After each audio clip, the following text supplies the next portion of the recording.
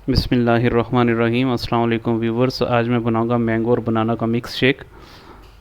उसके लिए जो इंग्रेडिएंट्स लिए हैं वो एक मैंगो लिया है, एक बनाना लिया है, 5 पिस्ता के दाने लिए हैं, 5 बादाम के दाने लिए हैं। इनको भिगो के मैंने रखा हुआ था और छिलका मैंने उतार लिया है, आप वीडियो में देख सकते हैं।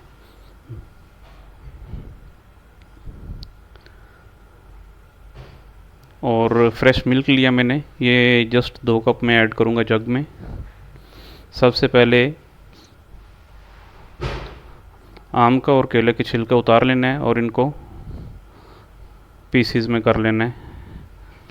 और इसके बाद जो है इसको मैं जग में ऐड कर दूंगा ये सारी चीज़ें, और थोड़ी सी शुगर ऐड करके 1 से 2 मिनट तक जो है ना मैक्सिमम मिक्सचर को मैं चलाऊंगा।